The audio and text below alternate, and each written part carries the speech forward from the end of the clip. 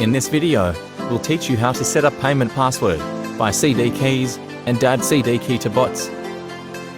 Firstly, open up UBOT AI app, then under User tab, click on Settings. In Settings, click on Payment Password. Then enter 6 digits number as your payment password. And now you have successfully create your payment password. After created payment password, go back to User tab, click on My Activation Code.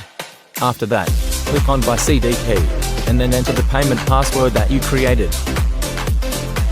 And now you will see all your CD key. Now you have purchased the CD keys, you have to go to AI Strategy tab.